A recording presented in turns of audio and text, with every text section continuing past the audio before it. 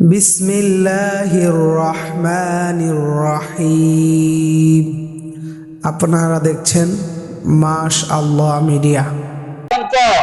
এমন এক ফিতনা এসেছে দুনিয়াতে, ইন্টারনেটের ফিতনা। কি ইন্টারনেটের ফিতনা? এখন আপনারা নেকির কথা ইন্টারনেটে যতটুকু ছড়ান না ছড়ান, কুফরি কথা তারা কিন্তু আরো বেশি ছড়ায়। কুফরি কথা আরো বেশি ছড়ায়। আর কিছু মানুষ আছে কি, ওই মনে করে যে নেটের মধ্যে যেটা পাবে এটাই সঠিক। বলেন নাউজুবিল্লাহ। আরে নেট কোনো জিনিস আলাদা কোনো জিনিস নাকি? এটা কোনো আধ্যাত্মিক কোনো বিষয় আসমান থেকে এসে নাকি? নেট নেট তো নেটে, এটার মধ্যে কে দিচ্ছে কি দিচ্ছে এটা না আপনি দেখবেন। আপলোড করলো কে? তথ্যটা কে দিয়েছে? তথ্যকে যে বেঈমানে দিয়ে থাকে, তো সে ইসলামের কথা দিবে না বেঈমানের কথা দিবে? ওটা চিন্তা করবেন না। তথ্যটা যদি কোনো পথভ্রষ্ট লোক দিয়ে থাকে, তো সে তো গুমরাহের কথাই দিবে। তা আন্দাজন, হ্যাঁ, খালি আপনার আপনার মোবাইলে আপনার স্মার্টফোনে যেটা এসেছে, আরে কত বড় বড় গ্রুপ বানায় রাখে, বাস এক ক্লিক করবে আর সবাই পেয়ে যাবে। সবাই কি পাচ্ছে? হেদায়েতের কথা পাচ্ছে না গুমরাহের কথা পাচ্ছে? ওটা দেখবেন না? ধর আপনার কাছে আসলে আপনি সামনে শেয়ার করেন, ও বলেও শেয়ার করুন, শেয়ার করুন। শেয়ার করবেন কি নেকির কথা না গুনাহের কথা? শেয়ার করবেন ঈমানের কথা না কুফরের কথা? শেয়ার করবেন হেদায়েতের কথা না গুমরাহির কথা? তো বাদ বিশ্লেষণ না করে, বাদ বিচার না করে, যেটা আপনার কাছে আসলো আপনি ক্লিক মেরে দিয়ে দিলেন। শত শত মানুষ, হাজার হাজার মানুষ একসাথে পেয়ে গেল, আপনি খুশ। কি পেয়েছে? আপনি তো এসব নেট আসার আগেই তো নবী করিম সাল্লাল্লাহু আলাইহি ওয়াসাল্লাম হাজাত দিয়ে গেছেন। 1450 বছর আগে হাজাত দিয়ে গেছেন। কাফা বিল মারই কাযিবান আন ইউহাদ্দিসা বিকুল্লি মা সামিআ, কাফা বিল মারই ইসমান আন ইউহাদ্দিসা বিকুল্লি মা সামিআ। আরে তোমার কানে আসলে বলে ফেলবা, তোমার কানে আসলে বলে ফেলবা, তাহলে তুমি মিথ্যাবাদী হয়ে যাবে। ব্যক্তির মিথ্যাবাদী হওয়ার জন্য এটাই যথেষ্ট। ব্যক্তি গুনাহগার হওয়ার জন্য এটা যথেষ্ট। যেটাই তার কানে আসে সেটাই সে ছড়ায়, যেটাই তার কানে আসে সেটাই সে ছড়ায়। নবী করিম সাল্লাল্লাহু আলাইহি ওয়াসাল্লাম বলেছেন, তোমার কানে একটা কথা আসলে আগে যাচাই করো, সঠিক না বেঠিক। কথাটা সঠিক না বেঠিক, এটা ছড়ানোর মতো কোনো কল্যাণ আছে না নাই? এটা ছড়ালে ফায়দা আছে না ক্ষতি? এটা ছড়ালে নেকি হবে না গুনাহ হবে? আগে যাচাই করো। তুমি যাচাই না করতে পারলে, যারা যাচাই করতে পারে তাদের কাছে যাও। যখন নিশ্চিত হবে এটা কল্যাণের কথা, এটা ছড়ালে ফায়দা হবে, তখন এটা বলো, তখন আলোচনা করো। এই আলোচনাই করবে না। কি তখন একজন মানুষ কয়জনের কাছে একটা কথা ছড়াতে পারতে বলেন? তখন এই বিধান দিয়ে দিয়েছেন নবী করিম সাল্লাল্লাহু আলাইহি ওয়াসাল্লাম। এখন তো আপনি কোনো মেহনত করা ছাড়া এক ক্লিক মারবেন আর হাজার মানুষের কাছে চলে যাবে। ওই হাজারের মাধ্যমে কোটি মানুষের কাছে চলে যাবে মুহূর্তে। এখন আপনাকে ওই হাদিসটা কত এই জামানার জন্য আরো কত বেশি জরুরি। হ্যাঁ, চিন্তা করেন। এই হাদিসের উপর আমল সব জামানায় জরুরি ছিল। শরীয়তের প্রত্যেক বিধানে এরকম, কিয়ামত পর্যন্ত এর উপর এই বিধান মোতাবেক আমল করা জরুরি। কিন্তু আমাদের পরিবর্তিত অবস্থায় আপনি দেখেন যে নবীজির এই হাদায়াত কত বেশি জরুরি। আগে তো আগেও জরুরি ছিল, এখন এটা আরো বেশি জরুরি হয়ে গেছে আমাদের জন্য এই হাদিসের উপর এই হাদায়াতের উপর আমল করা। আল্লাহ সেই তৌফিক আমাদেরকে দান করেন। কথা শুরুই করেছি মাত্র। হাদিসকে শরীয়তের দলিল হিসাবে মানে না এরকম বেঈমান লোক আছে এই দেশে। বলেন নাউজুবিল্লাহ। নবীজির হাদিস এবং সুন্নাতকে যদি শরীয়তের দলিল হিসেবে গ্রহণ না করা হয়, ঈমান থাকবে? আপনি তো কালিমার মধ্যে লা ইলাহা ইল্লাল্লাহ যেমন বলেছেন, মুহাম্মদুর রাসূলুল্লাহ বলেছেন, নাকি এক অংশ? শুধু এক অংশ, কালিমার এক অংশ যদি কেউ বিশ্বাস করে, দ্বিতীয় অংশ বিশ্বাস করে না, ঈমান হবে? হবে না। লা ইলাহা ইল্লাল্লাহ মুহাম্মাদুর রাসূলুল্লাহ, আশহাদু আল্লা ইলাহা ইল্লাল্লাহ ওয়াহদাহু লা শারীকা লাহু ওয়া আশহাদু আন্না মুহাম্মাদান আবদুহু ওয়া রাসূলুহু। কালিমার দুটো অংশ, এবং এই কালিমার প্রথম অংশ তাওহীদের বিশ্বাস এবং সকল শিরিক থেকে নিজেকে মুক্ত ঘোষণা করা, সকল প্রকারের শিরিক থেকে মুমিন নিজেকে মুক্ত ঘোষণা করছে লা ইলাহা ইল্লাল্লাহ কালিমার প্রথম অংশের মধ্যে। কালিমার দ্বিতীয় অংশ, এখানে সে রিসালাতের প্রতি ঈমান আনছে যে আল্লাহর বিধান, আমরা আল্লাহর ইবাদত করতে হলে, আল্লাহর বিধান মোতাবেক চলতে হলে নিজের ইচ্ছা মতে, নিজের খেয়াল খুশি মতে চলা যাবে না। হ্যাঁ, গুরুদের কথা মতো চলা যাবে না, বরং সবাই উপর আল্লাহ ফরজ করেছেন নবীর প্রতি ঈমান আনো, নবীর মাধ্যমে আল্লাহর হেদায়েত গ্রহণ করো। আর সেই আখিরি নবী হলেন, সর্বশেষ নবী হলেন হযরত মুহাম্মদ মুস্তাফা সাল্লাল্লাহু আলাইহি ওয়াসাল্লাম, খাতামুন নবিয়্যিন, লা নবিয়্যা বাদা, লা নবিয়্যা বাদা। এই নবীর জীবনকে, পবিত্র সিরাতকে আল্লাহ তাআলা আমাদের জন্য উসওয়ায়ে হাসানা ঘোষণা করেছেন। লাকাদ কানা লাকুম ফি রাসূলিল্লাহি উসওয়াতুন হাসানাহ লিমান কানা ইয়ারজুল্লাহ ওয়াল ইয়াউমাল আখির ওয়া যাকারাল্লাহা কাসীরা। উসওয়ায়ে হাসানা। এবং আল্লাহ রাব্বুল আলামিন বলেছেন,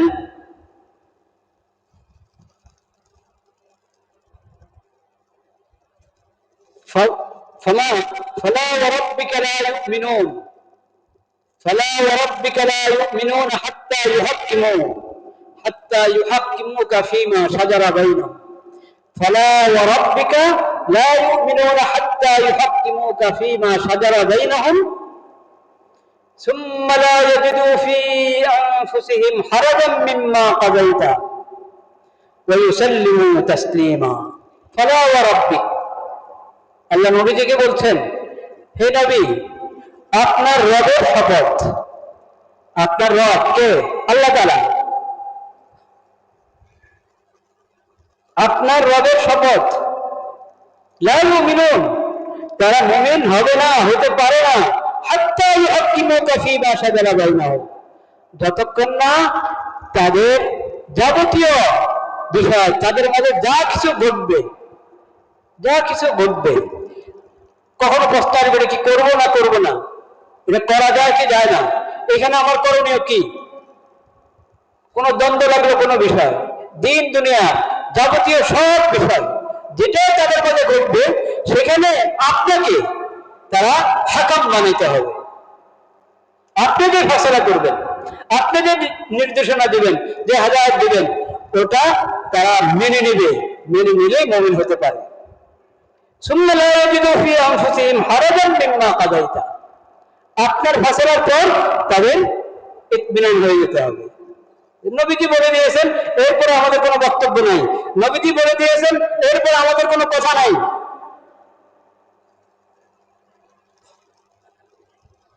অন্তরে আবার আপনার সংকোচ থাকবে, মানে আপত্তি থাকবে। আপত্তি একটা হলো স্বভাবগত, মানুষ দুর্বলতার কারণে এটা করতে হবে, যাক শরীয়ত বলছে, আল্লাহ নবী বলছেন, অবশ্যই করবো, কষ্ট লাগতেছে কিন্তু করবে। শীতকালে ওজু করতে কষ্ট লাগে না, কিন্তু এটা কি বিধানের উপর আপত্তি? ওজুর বিধানের উপর কারা আপত্তি হয় বলেন? কোন মুমিনের কখনো হয় না। কিন্তু শীতের কারণে কষ্ট লাগছে, আরে ঠান্ডা পানিতে ওজু করতে পারবে, কষ্ট, সওয়াব পাবো, শরীয়তের বিধান, না তো নামাজে হবে না, কষ্ট করে করতেছে।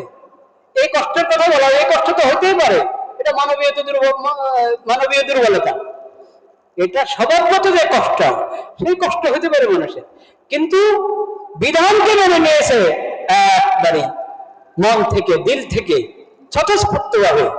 বিধান আল্লাহ, আল্লাহ নবী বলেছেন, এরপর আমার কোনো আপত্তি নেই, এরপর আমার কোনো কথা নেই, এখানে আমার কোনো প্রশ্ন থাকতে পারে না।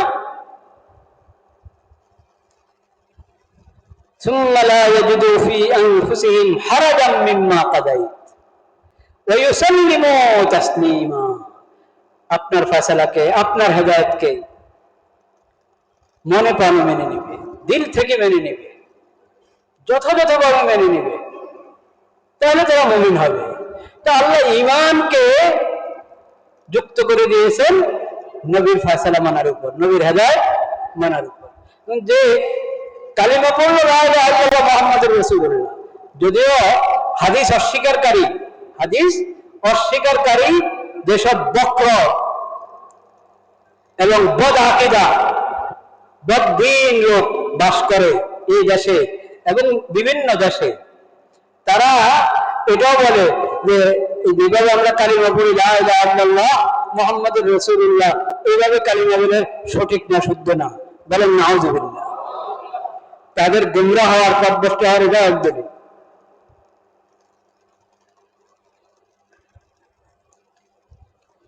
তো কালিমার মধ্যে যে তুমি বললা মুহাম্মাদুর রাসূলুল্লাহ, এইখানে তো তুমি স্বীকার করো নিরা মুহাম্মদ সাল্লাল্লাহু আলাইহি ওয়াসাল্লামকে আখির নবী হিসাবে, আল্লাহর রাসূল হিসাবে যখন আমি গ্রহণ করে নিয়েছি, রাহমাতুল লিল আলামিন হিসাবে গ্রহণ করে নিয়েছি, এর মানে তার সুন্নাত আমার জন্য অপরিহার্য কিনা? হ্যাঁ, তার দেওয়া শরীয়ত আমার জন্য অপরিহার্য কিনা? তার সিরাত আমার জন্য উসওয়া হাসানা কিনা? সুম্মা জাআলনাকা আলা শরীআতিন মিনাল আমরি ফাত্তাবি'হা, সূরাতুল জাসিয়া, সূরাতুল জাসিয়া। আল্লাহ রাব্বুল আলামিন বলেন সর্বশেষ, সুম্মা মানে আগের ধারাবাহিকতা চলে আসছে আগের উম্মতদের, সর্বশেষ সুম্মা এরপর অতঃপর হে নবী আমি আপনাকে রেখেছি আলা শরীআতিন মিনাল আমর, আলা শরীআতিন মিনাল আমর, দ্বীনের একটি বিশেষ শরীয়তের উপর আপনাকে রেখেছি, আপনাকে বিশেষ শরীয়ত দান করেছি, সেটা তো ইসলামী শরীয়ত। সেটা কি? ইসলামী শরীয়ত, যে শরীয়ত শিখিয়ে গিয়েছেন নবীজি আমাদেরকে। ফাত্তাবি'হা, আপনি এই শরীয়তের অনুসরণ করেন। নবীকে আল্লাহ বলছেন আপনি এই শরীয়তের অনুসরণ করেন। ওয়ালা তাত্তাবি'ু আহওয়া আল্লাযীনা লা ইয়ালামুন, ওহীর ইলম থেকে যারা বঞ্চিত, যাদের কাছে ওহীর ইলম নাই, বিলকুল নাই, বা ছিল এক সময়, ওটা ওরা হারিয়ে ফেলেছে, বিকৃত করে ফেলেছে।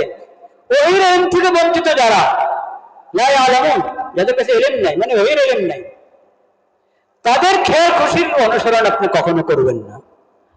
ইহুদিদের পরামর্শ আপনি নেবেন না, খ্রিস্টানদের পরামর্শ নেবেন। পরামর্শ, এটা তো পরামর্শ না, ও তো আল্লাহর বিরুদ্ধে, ওহীর বিরুদ্ধে তারা কুমন্ত্রণা দিবে আপনাকে। মুশরিকরা ওহীর বিরুদ্ধে কুমন্ত্রণা দিবে আপনাকে। তো যত বেদিন আছে, যাদের কাছে দিন নাই, কোন ধরনের দিনে নাই, দিন আছে কিন্তু গোলাহীন, দিনের দাবি করে তারা, কিন্তু সেটা কি? গোলাহীন। এরা সবাই ওহীর ইলম থেকে বঞ্চিত। আল্লাহ বলছেন যারা জানে না, যাদের কাছে ইলম নাই, ওহীর ইলম নাই, তাদের খেয়াল খুশির আপনি অনুসরণ করবেন না। আপনাকে তো আমি শরীয়ত দিয়ে দিয়েছি, আপনি এই শরীয়তের অনুসরণ করেন। আর কে করবে? উম্মত করবে কি করবে না? হ্যাঁ, করবে না। নবীকে আল্লাহ বলছেন আপনি এই শরীয়তের অনুসরণ, তো উম্মত কি করবে? ওই শরীয়ত মেনে চলবে কি চলবে না? ওই শরীয়ত মেনে চলবে। সেই শরীয়ত আমরা কার কাছে শিখেছি? আখিরি নবী হযরত মুহাম্মদ মুস্তাফা সাল্লাল্লাহু আলাইহি ওয়াসাল্লামের কাছে শিখেছি। তো যারা আপনাকে কোরআনের নাম নিয়ে হাদিস অস্বীকার করতে বলে, কোরআনের নাম নিয়ে নবীজির সুন্নাতকে অবজ্ঞা করে, উপহাস করে, তাদের ব্যাপারে আপনি সতর্ক থাকেন। এরা আসলে কোরআনই মানে না। এরা আসলে কি? কোরআনই মানে না। কারণ কোরআন তো আল্লাহ নবীর উপর অবতীর্ণ করে বলেছেন যে কোরআন শিখাবেন কে? নবী করিম সাল্লাল্লাহু আলাইহি ওয়াসাল্লাম। ইউসাব্বিহু লিল্লাহি মা ফিস সামাওয়াতি ওয়া মা ফিল আরদ আল মালিকিল কুদ্দুসিল আজিজিল হাকীম।